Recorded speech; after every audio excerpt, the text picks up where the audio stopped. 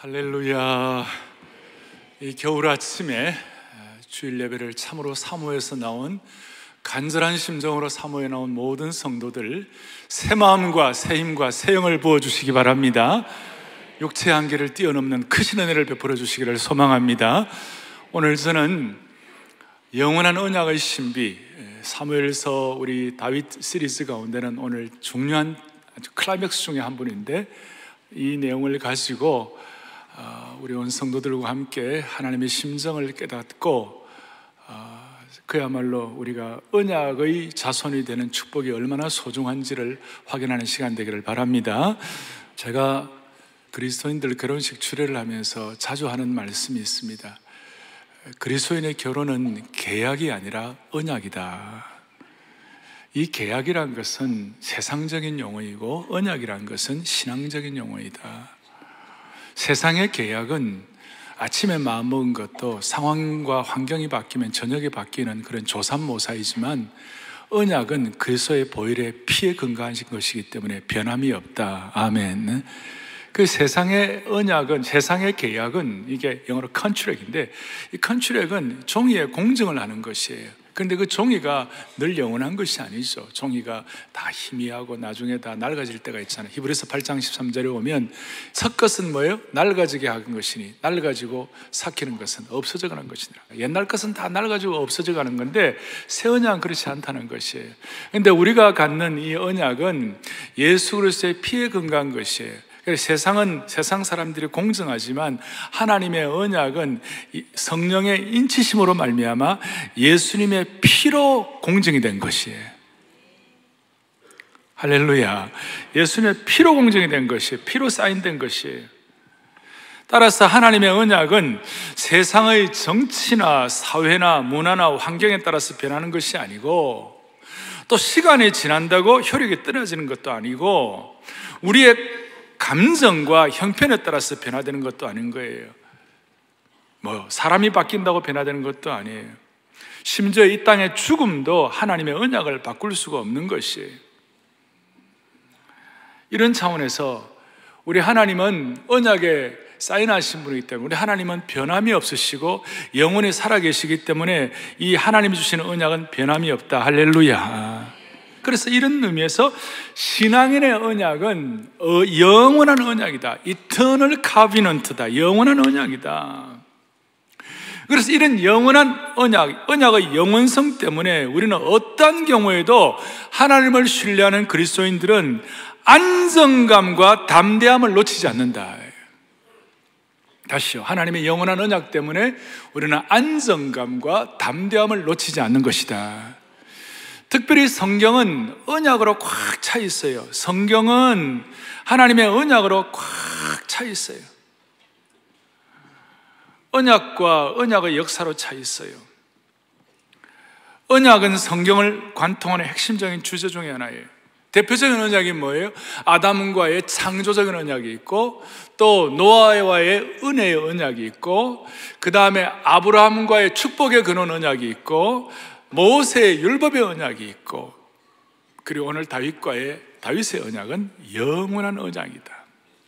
영원한 언약이 신약시대에 가서 예수 그리스도의 보혈의 피를 통하여 새 언약을 이루신 것이에요. 예수님의 피를 통하여 내 피로 세운 새 언약이다. 고린도전서에서 말씀하고 있죠. 예수님의 피를 통하여 성령으로 인치심을 받은 영원한 새 언약으로 맺은 공동체가 우리가 된 줄로 믿습니다. 한번 읽어보겠습니다. 우리는 예수님의 피를 통하여 성령으로 인치심을 받은 영원한 새 언약으로 맺어진 공동체입니다. 아멘. 그렇다면 오늘 이 언약이 우리 신약시대를 살아가는 우리들에게 주는 참 의미가 무엇일까? 그것은 바로 언약의 핵심 구조는 약속과 성취예요. 첫 번째 뭐라고요? 약속. 이 변하지 않는 약속과, 그리고 그 약속은 어떤 환경이나 어떤 시공간을 다 초월해가지고 반드시 성취가 된다. 이런 은혜가 있으면 우리의 마음속에 남들은 모르는 이 영원한 언약과 언약에 대한 성취를 가슴에 품고 사는 사람들이 되는 것이. 그리고 이 영원한 언약을 가슴에 품고 살게 되면 무슨 일이 벌어지는가? 세상에 주는 슬픔이나 고통에 대해서, 또 삶의 위협이나 허무에 대해서 그 가운데서도 영원한 하나님의 언약을 품고 살고, 그 영원한 언약적 시각에서 세상에서 반응하고 언약적 시각을 가지고 세상을 보기 때문에 세상을 좀 더 크게 보고 좀 더 세상을 품게 되고 좀 더 글로벌한 마음을 가지고 더 큰 그림을 가지고 너무 이 세상에서 일어나는 일에 대해서 일희일비하지 않는다. 뭐 한때 기뻐하고 한때 슬퍼 이런 게 아니고 그냥 쭉 간다. 요즘 조울증이란 말이 있잖아요. 요즘 우울증과 조증이 많이 왔다 갔다 하는데, 영원한 언약을 마음에 진심으로 새기는 사람은 이 조증과 우울증에 의해서 왔다 갔다 하지 않는다. 아멘. 이것이 확실하다. 그냥 쭉 나가는 거예요. 그냥 쭉 한결같은 일관성을 유지할 수가 있는 거예요. 어떤 사람은 아파트에 한번 가면 그냥 15년 쭉 사는 거예요. 어떤 사람은 이발소에 한번 가면 그냥 15년 계속 그 집에 계속 가는 거예요. 누구라고 말하지는 않겠어요. 여러분, 부족한 사람도 그런데 영원한 언약의 사람, 언약을 주신 하나님은 그냥 일관성 있게 쭉 가는 거예요. 하나님 백성도 그냥 쭉 가는 거예요. 그래서 이 영원한 언약, 오늘 사무엘하 7장이 다윗의 이 고백이 영원한 언약의 아주 핵심 부분인데, 다윗은 이걸 깨닫고 이걸 받고 난 다음에, 제가 이제 좀 이따가 자세하게 내용을 말씀을 드릴 텐데, 이걸 받고 난 다음에 이 영원한 언약을 성취한 자가 갖는 어떤 탁월한 반응이 있어요. 그 탁월한 반응이 뭐냐면 시편 131편 다윗의 고백인데, 시편 131편 2절이에요. 다 같이 우리 보겠습니다. 실로 내가 내 영혼으로 고요하고 평안하게 하기를 젖된 아이가 그의 어머니의 품에 있음 같게 하였나니 내 영혼이 젖된 아이와 같도다. 이 언약의, 영원한 언약의 성취가 자기 마음속에 확정이 되니까 얼마나 평안하고 담대하고 한결같고 그냥 쭉 가는 거예요. 어떻게 하느냐? 내 영혼으로 고요하고 평안하게 하기를 젖된 아이가 그의 어머니 품에 있음과 같도다. 여러분, 젖된 아이라는 게 뭐예요? 젖을 먹는 아이는 젖을 더 먹으려고 벌컥벌컥 먹으려고 어머니 젖에 대해서 막 이렇게 갈증이 일어나고 그 다음에 어머니 젖을 이렇게 탐하고 그렇게 하지만, 젖된 아이는 실컷 먹고 나니까 그 포만감과 그 만족감은 말로 다 알 수가 없는 것이, 그 포만감과 만족감이 말로 다 알 수 없기 때문에 마음이 평안한 것이. 그래서 저는 오늘 우리 성도들에게, 이 예배를 참석한 모든 교우들, 우리 온 성도들에게 기도합니다. 하나님 아버지께서 여러분들 모두에게 젖된 아이의 평안함을 주시기를 바랍니다. 얼마나 좋은지요. 다윗이 이런 젖된 아이의 평온함을 갖게 된 이유가 무엇인가? 오늘 요절인데요, 7장 12절 뭐라고 말씀하는가? 7장 12절 다 같이 보겠습니다. 내 수완이 차서 내 조상들과 함께 누울 때에 내가 너 몸에서 날 내 씨를 내 뒤에서 세워 그의 나라를, 아멘, 그의 나라를 어떻게 하리라고요? 경고하기를 한결같게 해주겠다. 너뿐만 아니라 너 다음 세대까지도 한결같게 해주겠다. 이게 다윗의 마음에, 이게 탁 우리 이렇게 신앙적인 또 성경 공부적 용어로 말하면 레마로 탁 와다, 내게로 부닥쳐서 내게 체화되는 말씀으로 탁 와다. 너희 나라를, 너희 집을, 너희 가정을, 너희 인생을 견고하게 하리라. 16절, 내 집과 내 나라가 내 앞에서 영원히 보존되고 너 왕위가 영원히 견고하게 하리라 하셨다. 아멘. 이거에 대한 자세한 내용은 제가 좀 더 기도 제목으로서 말씀을 드리겠습니다만은, 하여튼 다윗이 이 언약의 말씀을 듣고 난 다음에는 평생 젖된 아이의 평온함을 누리신 줄로 믿습니다. 어떤 경우에도 담대함이 사라지지 않는 거예요. 제가 이 말씀을 준비하면서 찬양을 하는데요, 위대하신 주, 찬양의 위대하신 주, 모든 이름 위에 뛰어난 이름, 다 찬양의 위대하신 주, 그 위대하신 주님이 우리에게 영원한 언약의 주체이신 것, 그분은 변함도 없으시고 영원히 살아계신 그 하나님께서 확증하신 것이기 때문에 이것이 우리의 마음속에 품어진 사람들에게는 모든 이름 위에 뛰어난 주님을 찬양할 때 그때 기도 제목과 삶의 모든 짐들이 벗겨지는 것이에요. 모든 이름 위에, 모든 이름 위에 뛰어난 이름 다 찬양해 위대하신 주. 다시 한번, 모든 이름 위에 뛰어난 이름 다 찬양해 위대하신 주. 무엇 때문에 주님의 이름이 다 뛰어나실까? 무엇 때문에 주님의 이름은 모든 이름에 뛰어나실까? 여러 가지가 있지만 주님은 우리에게 영원한 언약을 주시는 주체이시다. 성령으로 사인하셨다. 예수님의 피로 보증하셨다. 자, 이걸 위하여 오늘 정리를 하겠습니다. 첫째는 영원한 언약을 위한 마음밭이 필요한 것이에요. 뭐가 필요하다고요? 마음밭이. 우리 마음밭이 기경이 되어야 되는 것이. 오늘 사무엘하 7장 1절은 이렇게 시작이 됩니다. 여호와께서 주의 모든 원수를 무찌르사 왕으로 궁에 평안히 살게 하신 때에. 다윗의 입장에서 다윗이 지금까지 살아왔던 모든 삶의 여정 가운데 지금이 가장 평안하고 안정된 시기를 구가하고 있다. 그 이유는 모든 원수도 다 무찌르게 하시고 평안하게 궁에 거하는 시간이에요. 모든 원수와 외부의 공격으로부터 자유한 시간이 된 것이에요. 다윗은 이제 백향목국에 거하는 시간이 되었어요. 더더구나 제가 읽다가 이게 참 대단하다. 3절에 나단이 왕께 아뢰되 여호와께서 왕과 함께 계시니 그랬어요. 하나님께서 인정한 거예요. 하나님과 함께 있는 거예요. 하나님과의 친밀함이 있는 거예요. 그 누구도 따라갈 수 없을 만큼 깊은 영적인 깊이도 있고 환경과 주위도 평안한 거예요.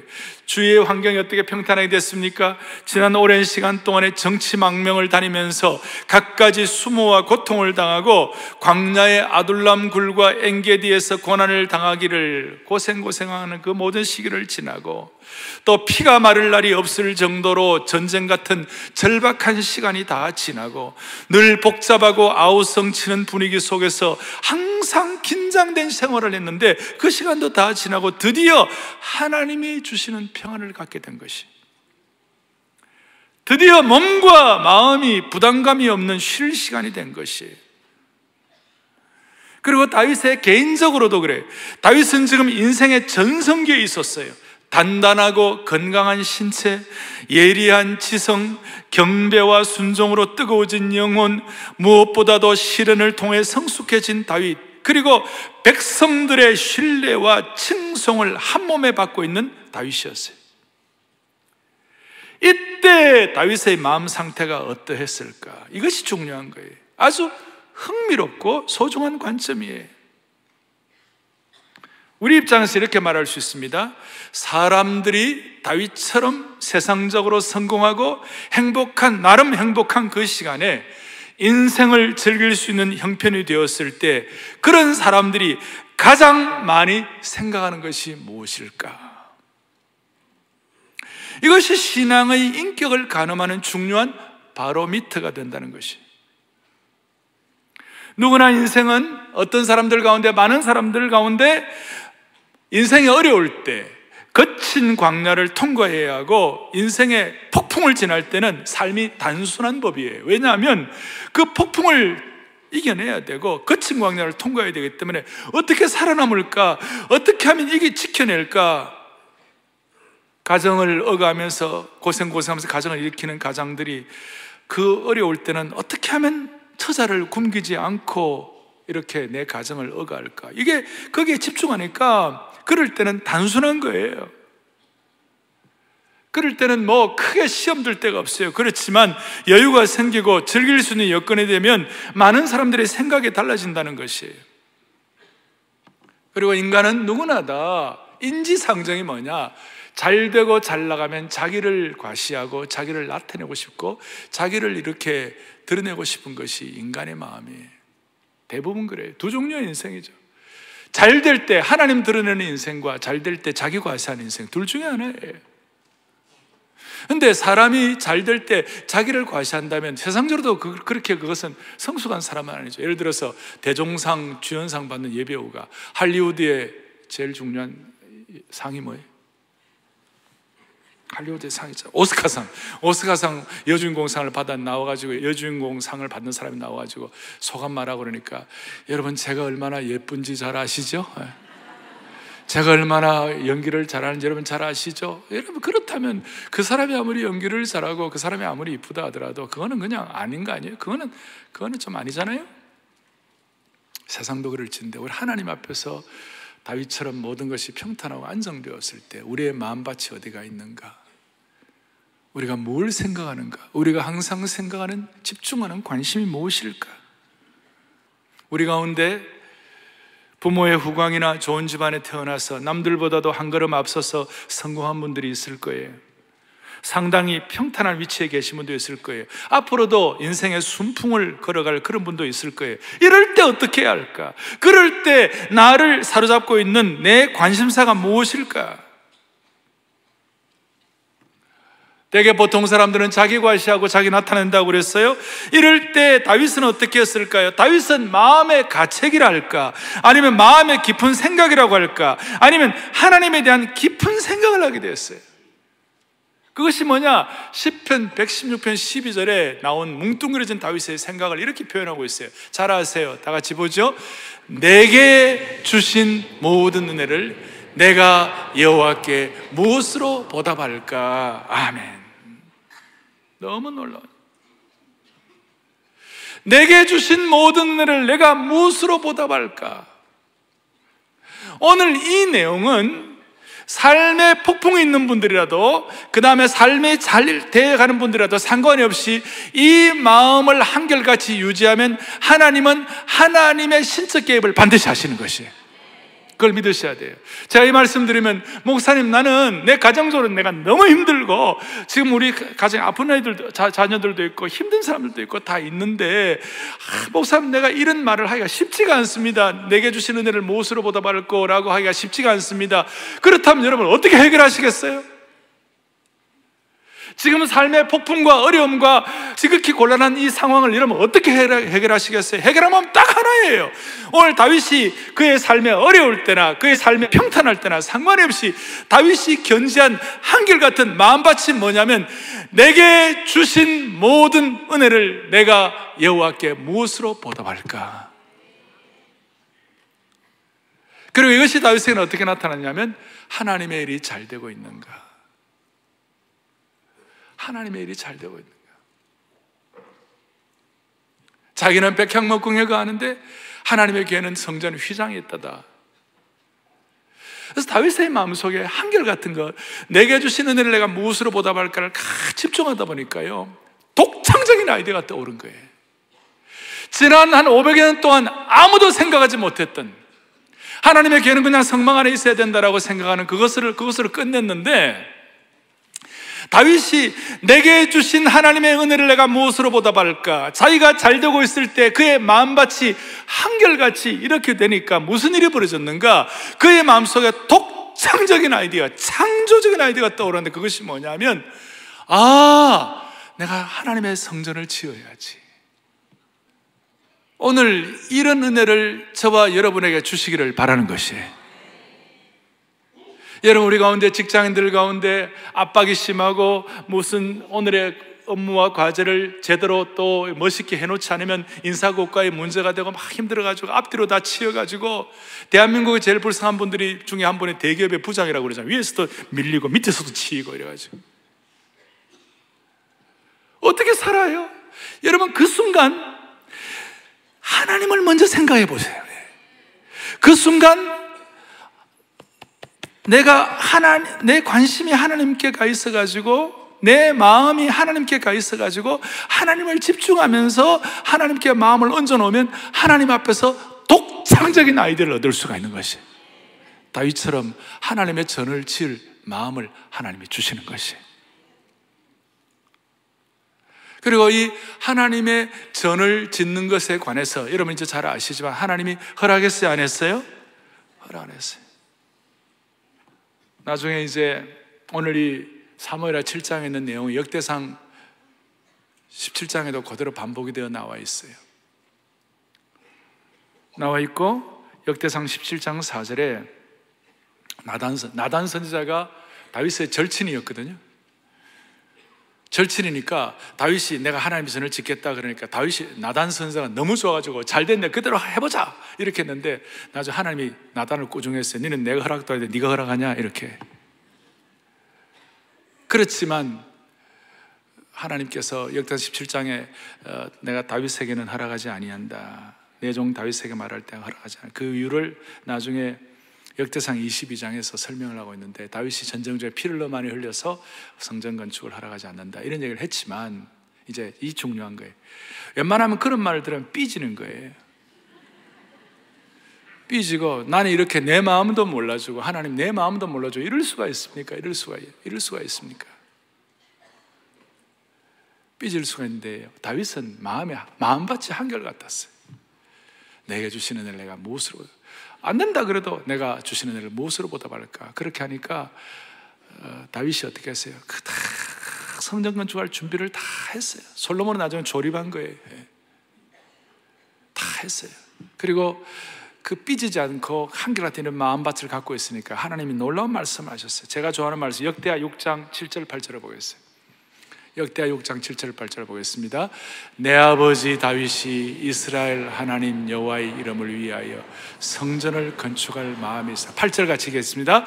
여호와께서 내 아버지 다윗에게 이르시되 너가 내 이름을 위하여 성전을 건축할 마음이 있으니 이 마음이 너에게 있는 것이 좋도다. 나는 저게 너무 좋은 거 있죠. 마음에 줄을 끄세요. 이 마음이 너에게 있는 것이 좋도다.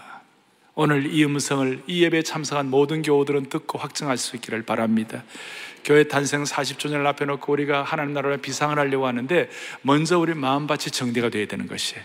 다윗 같은 한결같은 마음을 주십시오. 이 은혜를 어떻게 보답할까?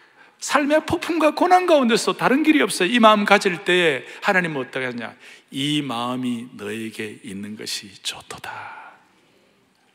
이 마음이 너에게 있는 것이 좋도다.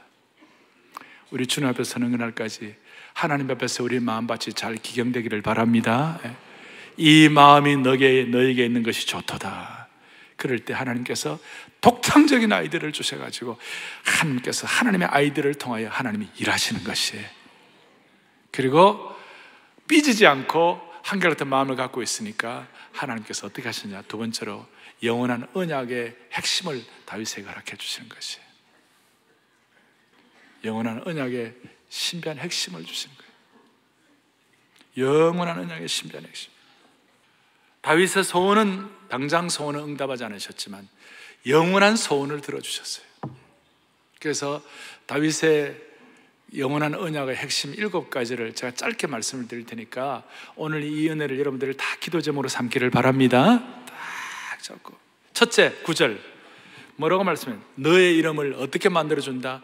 존귀하게 만들어준다. 너의 이름을 존귀하게 만들어준다. 다윗의 이름을 높이 받들어 올리겠다. 서구 사회는 지금도 수많은 사람들이 아들 나오면 데이비드라고 다윗이라고 붙여요. 저는 우리 아들을 다윗으로 지으려 하다가 또 바세바하고 골치 때리면 어떻게 하나, 내가 거의 걱정이 돼가지고 다윗이라는 못 붙였지만 그럼에도 불구하고 다윗이라는 이름이 얼마나 존귀한지, 데이비드 킴, 데이비드 이렇게 좋은 이름들이 너무 많아요. 이름을 존귀하게 하겠다. 두 번째는 어떤 축복? 너에게 참 평화를 주겠다. 샬롬의 평강을 주겠다. 한평생 육신과 정서적인 샬롬의 평강을 주겠다. 할렐루야. 세 번째 어떤 언약을 주시는가? 11절 뒷부분에 여호와가 다윗을 위하여 집을 지으시겠다. 그리고 이 집은 단순한 집이 아니라 영원한 집을 지어주겠다. 성전, 눈에 보이는 성전 정도가 아니라 영원한 집을 지어주겠다. 할렐루야. 그리고 12절에 그의 죽음은 수 안에 차서, 그러니까 자연스럽고 그리고 복된 죽음을 맞이하게 해주겠다. 오늘 여러분들 그렇게 해주시기를 바랍니다. 당시의 왕들은 오래 못 살았어요. 왜냐하면 왕들이 갖는 수많은 결정들과 수많은 스트레스 때문에 다 빨리 죽었어요. 그런데 다윗은 그 수 안에 차서 다 풍성한. 다섯 번째는 어떤 축복이냐? 13절에 보니까 다윗 대신에 자식이, 다윗의 자녀 솔로몬이 성전을 건축하겠다. 자녀의 축복이죠. 여섯 번째 14절 15절에 보니까 다윗의 후계자가 잘못한다 할지라도, 사랑의 채찍질로 징계를 하더라도 사울왕 가문처럼 버리지는 않겠다. 내가 너를 결코 버리지 아니하리라. 그리고 일곱 번째, 가장 중요한 약속이에요. 이 일곱 번째 가장 중요한 약속은 뭐냐? 같이 읽어봅니다. 다윗의 집과 나라가 영원히 보존되고 그 다음에 다윗의 왕위를 영원히 견고하게 하겠다.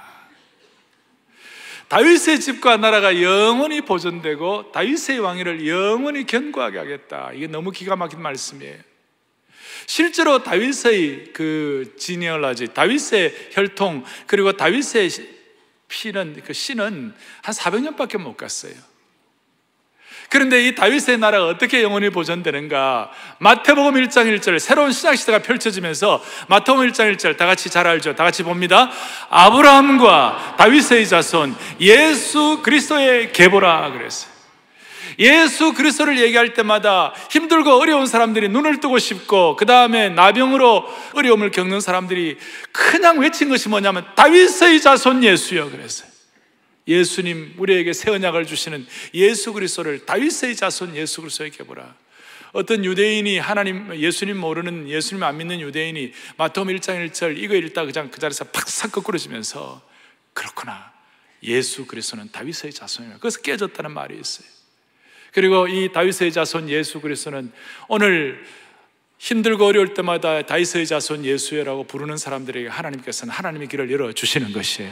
그리고 성경 마지막 요한계시록 마지막 장은 22장 마지막 부분 중에 하나, 22장 16절에 이와 같이 말씀하고 있어요. 함께 보겠습니다. 나 예수는 교회들을 위하여 내 사자를 보내어 이것들을 너희에게 증언하게 하였노라. 그 다음에 나는 다윗의 뿌리요 자손이니 곧 광명한 새벽별이라 하시더라. 아멘. 너무너무 귀한 말씀이에요. 성경의 마지막 부분에 나는 다윗의 뿌리요 자손이니, 그러니까 다윗으로 하여금 다윗의 육신의 집 혹은 성전 건축 이런 것들은 올해 그러니까 시대를 다 끝나는 거지만 하나님께서 영원한 집을 지어서 보장해 주시겠다.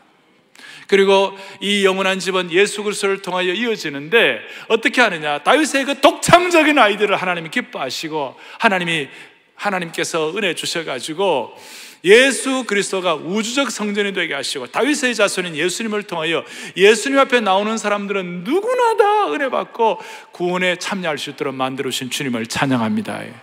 그렇게 하고 난 다음에 그 영원한 집에 관해서 바울이 깨닫고 난 다음 어떤 말씀을 하고 있느냐?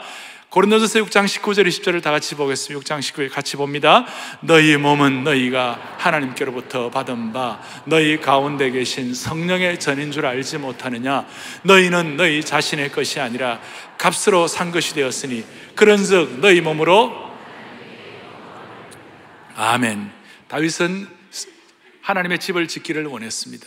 근데 하나님은 그것을 축복하시고 영원한 언약의 복을 내려 주셔서 다윗으로 하여금 영원한 집에 참여할 수 있도록, 그리고 예수 그리스도를 통하여 그 영원한 축복을 갖게 하시고, 그리고 예수를 믿는 모든 하나님의 신실한 종들을 일컬어서 너희는 성령의 전이다 그랬어요. 우리가 하나님의 집이라고 말하는 것이.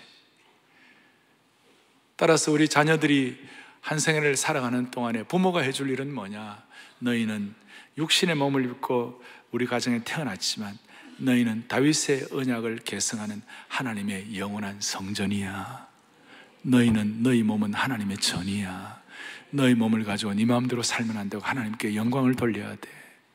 군대를 갈 때도, 그 다음에 해외를 갈 때도, 부모와 떨어져서 어디를 갈 때라도 이렇게 하면요, 자녀들이 부모 눈치는, 부모 부모가 안 보더라도요, 함부로 나쁜 짓을 못해요. 그래서 앞으로 제가 부탁해요. 자녀들을 갈 때마다 자녀들에게 편지를 하나 주세요. 편지에다가 고전 6장 19절 이거 보고 잘 살아라 그래가지고 다 하고, 물론 그 안에 돈도 좀 넣어주시고, 이렇게 해서 다 자녀에게 이 영원한 집을 관리하는 하나님의 신실한 종이 되는 것이. 자, 이런 내용을 여러분들에게 말씀을 드려요. 언약의, 영원한 언약의 신비한 핵심이에요. 오늘 이 내용을 가지고 여러분들이 하나님 앞에 초청받는 것이고, 오늘 여러분들이 하나님 앞에 마음을 여는 것이에요. 이사야가 늘 고백하는 것이 뭐냐면, 이런 마음을 가지고 있을 때 하나님 앞에서 어떤 초청을 받느냐. 이사야 55장 1절을 보겠습니다. 이렇게 나와 있어요. 오라 너희 목마른 자들아, 물로 나오라. 돈 없는 자들아 오라. 너희는 와서 사 먹되 돈 없이 값 없이 와서 포도주와 젖을 사라. 인생의 새로운 길을 열고 목마름의 갈증을 해결하라. 저때 나의 행복이 없으면 하나님 앞에서 간절히 사모해가지고 이 은혜를 받아 누리라 그랬어요. 오늘 주님이 우리를 초청하시는 줄로 믿습니다. 그런데 55장 2절, 특별히 3절 보세요. 55장 3절 시작. 너희는 귀를 기울이고 내게로 나와 들으라. 그리하면 너희의 영혼이 살리라. 내가 너희를 위하여 영원한 언약을 맺으리니 곧 다윗에게 허락한 확실한 은혜니라. 아멘. 저는 저걸 읽으면서 마음이, 그렇구나 주님, 지금까지 내가 알지만 주님이 부르시고 주님이 초청하시고 수고하고 무거운 짐진 자들아 다 내게로 할 때 내가 마음을 열고 주님 앞에 나가 주님을 영접하고 감사한 일이지만, 오늘 이 영원한 언약에 대한 말씀을 준비하면서 제게 깨닫게 하신 하나님의 음성, 그것이 뭐냐? 사랑의 교회 모든 성도들이여, 이 말씀을 듣는 모든 주의 백성들이여, 하나님의 예수 그리스도의 피로 언약을 맺은 주의 백성들에게는 하나님이 주시는 축복인 것이 뭐냐면 영원한 언약의 백성이 되는 것이다. 그리고 영원한 언약의 백성들은 늘 하나님 앞에 나아갈 수 있고 귀를 기울이고 포도주와 젖을 사고 하나님의 초청에 응할 수 있는데, 그 모든 초청을 응하게 된 근원이 뭐냐? 다윗에게 허락한 확실한 은혜, 영원한 언약의 은혜를 주신 줄로 믿습니다. 오늘 마음에 모든 생각과 짐들과 공동체와 이 민족의 모든 기도의 제목들 가운데 하나님의 영원한 언약을, 다윗의 언약으로 확증된 하나님의 백성들을 통하여 깨닫고 내 것으로 삼아지는 축복이 있기를 바랍니다. 너무나 너무 귀한 말씀이에요. 마지막 적용 어떻게 할 것인가? 이 말씀을 어떻게 할 것인가? 영원한 언약의 적용은 영원한 언약을 다음 세대에 계승하는 것이에요. 다윗에게도 계속해서, 다윗은 다음 세대 계승. 여러분, 다윗은 사울 시대에 무너진 왕국과 무너진 하나님의 영광을 다시 세우고 계승시켰어요. 그리고 다윗이 있음으로 말미암아 이스라엘 통일왕국의 기초가 마련되었고 다 정리가 된 거예요. 다음 세대의 계승을 통하여, 다윗을 통하여 일어난 일들이에요. 여러분, 우리만 혼자 신앙생활 잘하고 영원한 언약이 있고 끝나는 인생이 아니에요. 우리는 그게 아니에요. 아까 이사야 55장 말씀드렸는데, 이사야 바로 뒤에 59장 21절에는 이런 놀라운 말씀이 있어요. 다 같이 보겠습니다. 여호와께서 이르시되 내가 그들과 세운 나의 언약이 이러하니 곧 너 위에 있는 나의 영과 너의 입에 둔 나의 말이 이제부터 영원하도록 내 입에서와 내 후손의 입에서와 내 후손의 후손의 입에서 떠나지 아니하리라 하시니라. 여호와의 말씀이니라. 아멘. 하나님의 언약, 다윗에게 허락한 확실한 언약, 그것이 뭐냐? 내 위에 있는 나의 영, 성령이죠. 내 입에 둔 나의 말씀이죠. 성령과 하나님의 말씀, 성령을 통한 하나님의 말씀의 핵심은 뭐예요? 다윗의 입장에서는 영원한 언약의 백성이 된 것이에요. 이것을 다윗 뿐만 아니라 다음 세대에 이어가는 것처럼 하나님께서 사랑의 교회 모든 성도들, 이 말씀을 듣는 주의 권속들, 하나님의 가족, 영가족들, 모든 백성들 한 세대뿐만 아니라 그 다음 세대, 그 다음 후손의 세대까지도 하나님의 영과 하나님의 말씀, 성령과 성경이 말씀하시는 핵심 영원한 언약이 이어지기를 원하는 것입니다. 이럴 때 우리는 조금 더 큰 그림을 그리고 전체를 보는 시각을 가지고 하나님의 백성으로서 당당하게 살아갈 수가 있을 것입니다. 어떤 집사님 그런 얘기 하더라고요. 목사님, 나는 생업이 너무 바쁘고 또 우리 아이들 키우느라고 전도도 많이 못했습니다. 그러나 제가 한 가지는 확실히 하려고 합니다. 내 자녀들에게 이 하나님의 약속의 말씀은 확실하게 전하겠습니다. 참 귀한 고백이라고 생각합니다. 오늘 우리의 마음속에 정리를 하겠습니다. 오늘 이 말씀을 받고 다윗이 7장 18절을 보겠습니다. 다윗 왕이 여호와 앞에 들어가 앉아서 이르되, 말씀을 받고 너무 귀해서 다 앉아가지고, 주 여호와여 나는 누구오며 내 집은 무엇이기에 나를 이만큼 은혜를 주십니까? 나를 여기까지 이르게 하십니까? 아버지여 내가 누구이기에, 도대체 내가 누구이기에 이런 은혜를 베풀어 주십니까? 오늘까지 우리를 꺾지 아니하시고 우리의 환경과 우리의 믿음을 오늘까지 지키게 하셔서 이 자리까지 이르게 하시고 다윗의 영원한 언약의 말씀을 듣게 하시고 이 말씀을 우리의 기도 제목으로 삼아 다윗이 가졌던 7가지 축복을 다음 세대에도 그대로 계승하겠다는 그런 마음을 주신 주님을 찬양합니다. 오늘 이사야 55장 3절, 여러분 다시 한번 누구든지 주님 앞에 나와서 마음을 열고, 사실 오늘 제가 초청하고 싶어요. 이런 마음에 내가 오늘까지 살아온 것 자체가 나는 너무 힘들었다, 혹은 너무 감사하다, 어떤 경우에도 상관없이 다시 초청하고 싶어요. 이사야 55장 3절을 다시 한번 더 보겠어요. 시작. 너희는 귀를 기울이고 내게로 나와서 들으라. 그리하면 너희 영혼이 살리라. 내가 너희를 위하여 영원한 언약을 메우리니 곧 다윗에게 허락한 확실한 은혜니라. 아멘. 2월 24일, 3월 3일 두 주일에 걸쳐서 사라의 교회는 40주년 비상을 위하여 우리 교회는 참 잔치를 할 거예요. 토요일 비전 새벽 예배 두 주일에 걸 잔치를 할 텐데, 잔치의 키와 핵심이 뭐냐? 언약의 계승인 줄 믿으셔야 되는 것이, 언약의 잔치를 할 수 있기를 바랍니다. 이 언약을 통하여 다윗에게 허락한 확실한 은혜의 주인공들이 되시기를 바랍니다. 할렐루야. 그런 마음으로 두 손 다 펼치시고 우리 위대하신 주 다시 한번 더 하십시다. 위대하신 주 다시 한번 더 하십시다. 마음을 다하여 같이. 이 언약의 하나님, 언약을 주신 하나님, 어떤 경우에도 우리가 흔들림이 없이 한결같이 집중할 수 있는 이 언약의 말씀 앞에서 우리가 반응하여 다윗에게 허락한 확실한 은혜의 주인공들 되시기를 소망합니다. 위대하신 주, 위대하신 찬양해 찬양해 위대하신 언약의 하나님, 모두 알게 되리라, 모두 알게 되리라.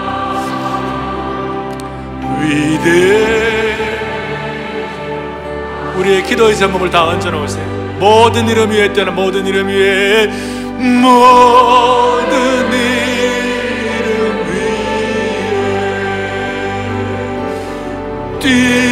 뛰어난 이름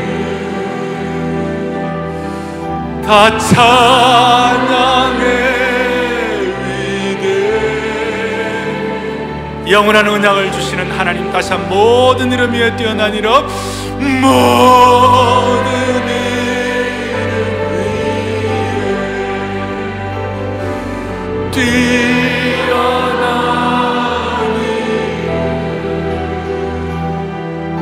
다 찬양해 위대하신 주. 살아계신 하나님 아버지, 오늘 이 말씀을 생명의 말씀으로 받기를 소원합니다. 어떤 경우에도 다윗에게 허락한 확실한 은혜의 주인공 되게 하여 주시옵소서. 모든 성도들, 모든 공동체가 다윗이 받았던 탁월한 반응, 젖된 아이의 평온함을 평생 누리게 하여 주시옵소서. 우리 주 예수 그리스도를 받들어 간절히 기도 올리옵나이다. 아멘.